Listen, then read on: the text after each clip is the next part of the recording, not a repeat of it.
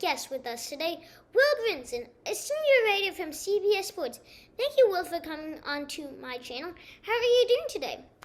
I'm doing great today. I wish I had more stuff in the background so I didn't look like I was standing in front of I'm just setting up my new office. And so I actually built a brand new bed with a slide for my son today.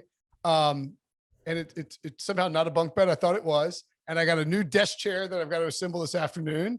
And I'm on are we podcasting or are we YouTubing? Or what? I don't know what the kids call it. We are YouTubing. Nice. You know what? The number one, at least somebody told me this over the weekend. They're like the number one thing that kids these days want to be. This is what my son wants to be. He's 8. He wants to be a YouTuber. And I told him, I was like, buddy, you know that I'm a YouTuber. He was like, no, you're not. I was like, you go on YouTube every day. So like, I think I might be young and cool because I'm a YouTuber too. You are cool. I don't know about that, but I mean, I appreciate it. Will, I see on CBS Sports, you pick games every week. It's easy to pick games when there are clear-cut favorites. But how do you pick games when it's a toss-up? How do you pick in that situation? That's a really good question. A lot of times, I will say that like one of the biggest things is the injury report, right? So in college football, they don't have to tell anybody who's hurt or who's going to play up until like right before the game. But in the NFL, they make you, starting on Wednesdays for a Sunday game, you have to list everybody that's injured at your practice. And then on Thursday, you have to update it. And Friday, you have to update it. And then you have to, at 11:30 a.m. on Sunday, they're inactives. Now, I have to get my picks in kind of early in the week for the website.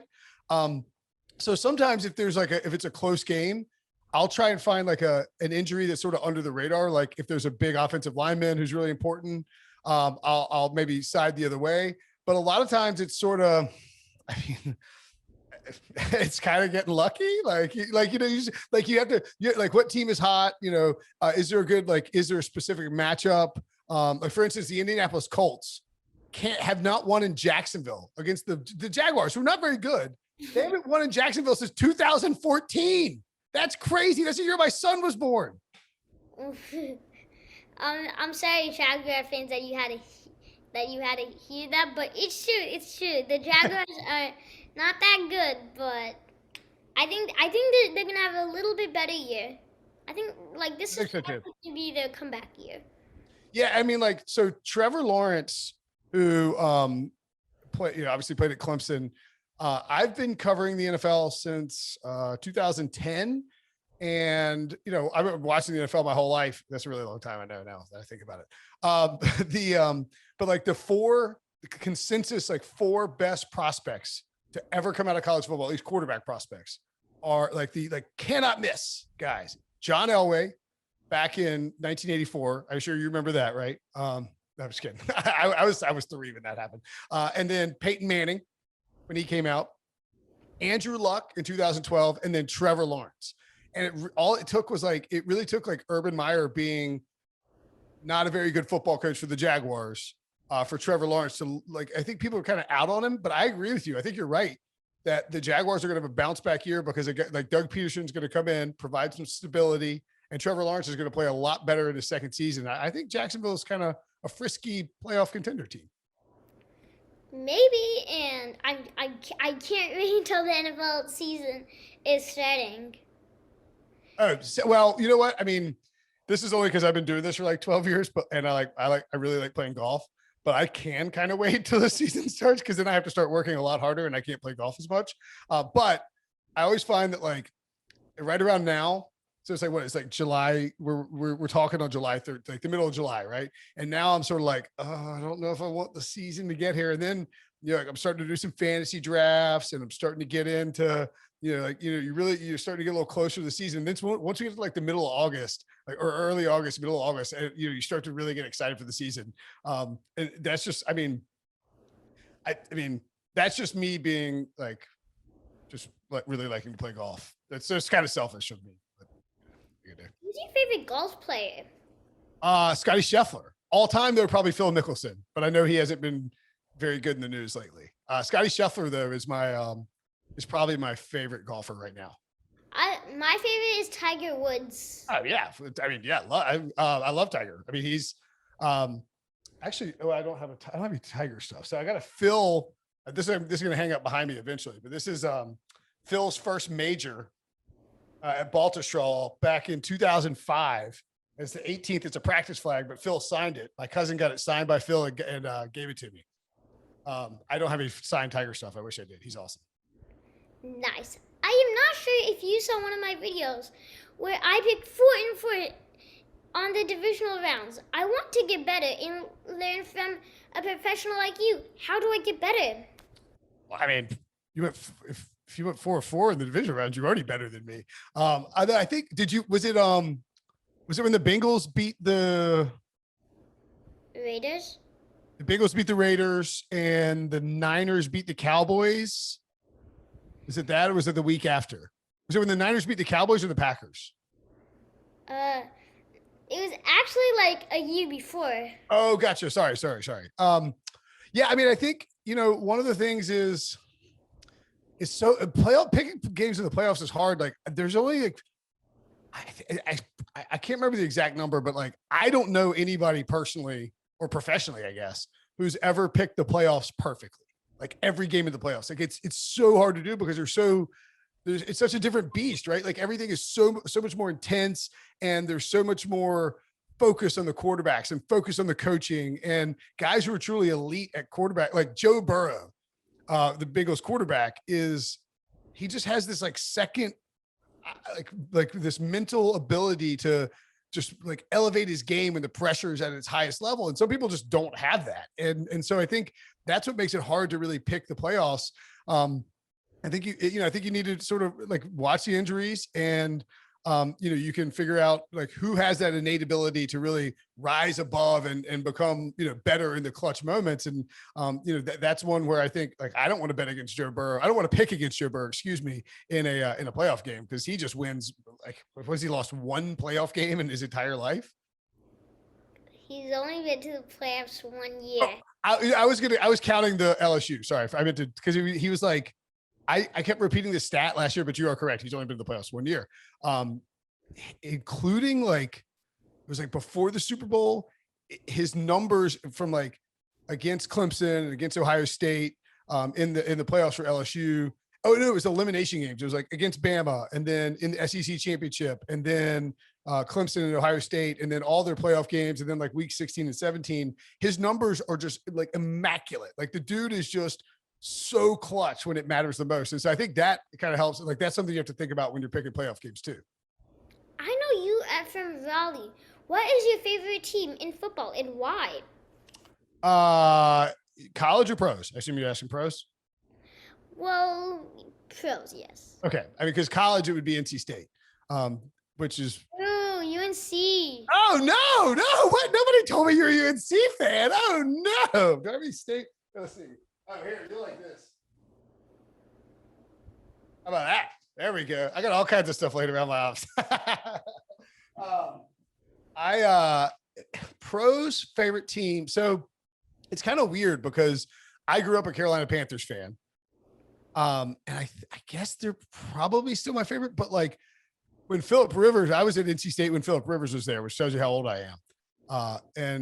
When he went to the Chargers, like all of us State fans really became Chargers fans because we wanted to root for Phillip Rivers in the pros. And then he went to the Colts for a year, and so we were kind of Colts fans. And now that he's gone, it's hard. Like when you write about football for a living, it's easy to become. I don't want to say you become less of a fan. Like I love football just as much, but I think I like don't necessarily root for the Panthers quite as much. So I know this sounds like bandwagony, but it's not, because I was on them before last year. But I really like the Rams because Matthew Stafford is one of my favorite players in football. So I was on them before the season. I promise. I also really like the 49ers because I love Kyle Shanahan's schemes and what he does in terms of the run game and how certain run plays are designed to like later on set up a pass play with play action where like George Kittle leaks out and they throw it that way. Like his schemes and what he does offensively is just fascinating to me. I had George Kittle on my fantasy team. I like how he played this year. Yeah, Kittle is awesome. He's a very funny dude, and he is like, obviously for fantasy purposes, he can put up a ton of yards. and get a lot of catches. He's also like a really, really good blocker. Like when he gets in there, he likes to take dudes to the club and run them down and put them in the ground. Pancake block. Yeah, boy. I like pancakes. Yeah, like real pancakes. Or did you know that so Ike Ekwonu, I know you're a Carolina fan, but still, Ike Ekwonu, who's at NC State, who's now with the Panthers, Dave Doran, the NC State head coach and their offensive line coach, every time they get a pancake block, they'd give him a bottle of syrup after the game. And Icky had like 150 bottles of syrup because he was just pancake blocking everybody. He's laying around his locker room. Actually, wow, that was funny. That just made my day. Nice, I like it. He's even though he went to NC State, you should watch it. Like he is really good. He's so good in the run game. Like he loves to get downhill, like second level, and just plow guys into the ground. Like him and Quentin Nelson for the Colts, really like similar styles in terms of how they like to block. You have been with CBS Sports for 12 years. I would like to join Sports Network. What advice do you have for me? Well, you know what? You're doing exactly what I tell people to do, which is like first of all, you're a fantastic interviewer. Like you're very well prepared. You ask great questions. You're very knowledgeable about the subject matter. Like that's all really, really important. I'm not just saying that to be nice. Like it's all very true. Like, I mean, I have to podcast every day and I wish I had your preparation skills. Like maybe you could just take over my podcast and then I wouldn't make any money. I wouldn't be able to play golf. Never mind. But I do think that like whenever people ask me like, how do you get into sports media? What I always tell them, Anik, is like, you need to on your own, create a resume because like, and when I say resume, I don't mean like a sheet of paper where you're like, hey, I went to school at so-and-so and I studied this and here's my grades. Because if you're trying to get into sports media, especially in 2022 and in the next few years, like I'm on YouTube every day, not because I was like, hey, I should be on YouTube, because my bosses were like, hey, you're on YouTube every day. And so what you're doing right now is creating your own resume with every video you do, because you are showing that you have on-camera personality. You have an ability to do a variety of things. Like you can chat and go back and forth, and you can also do serious interviews and ask really good questions. And especially at like a younger age too, like you've already developed those skills. And like, so I think what you're doing right now is really exactly what you want to be doing. Because you can, if you went to like my boss and said, hey, I want a job hosting a YouTube show for CBS. He's like, well, I mean, yeah, that's great. But like, do you have any experience? And you're like, actually, I have a ton of experience, and you can show them right there. So I think it's like the interactive resume is what you really want to be building. I mean, like literally you were doing what I tell people to do when they ask me how to get into media. Thank you so much. I see you went to UNC Greensboro. How did you get into this profession? So you play fantasy sports, right? Yeah. Okay. So do you know who Matthew Berry is at ESPN? Yes. Yeah. He's actually just leaving ESPN. I actually texted him last night. I don't think I might have his old number. But way back in the day, in like, I'll give you the short version of this, but in 2006 or 2005 or 2006, I was going to school at UNC Greensboro, and I was also working for my dad's law firm in High Point, North Carolina. And when I had breaks, because obviously I wouldn't do it while I was working, when I had breaks, I was going on this website called talentedmrroto.com and answering fantasy football questions on a message board forum. And I would just answer them. And one day they were like, they liked him. So they're like, hey, like, you can moderate and you can answer, like you can do more and more responsibility. And one day they're like, hey, would you like to write a column? I was like, yeah, that sounds fantastic.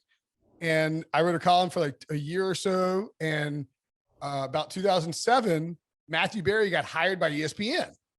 And it was his site. I was writing for his personal site before he was at ESPN.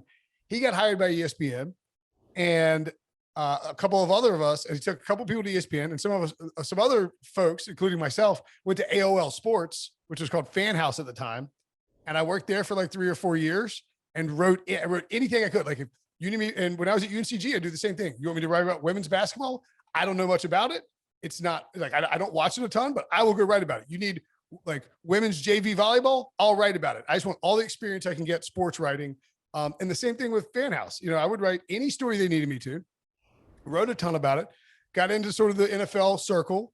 And one day at my current boss in 2010 or something like that, 2010 was looking to hire somebody to write at CBS. And I just like I was saying, I had the resume, right? I could show him what I'd done online and podcast. And we didn't do as much video back then, but I showed it to you. I presented my resume and he's like, all right, you're hired. And I've sort of been there ever since.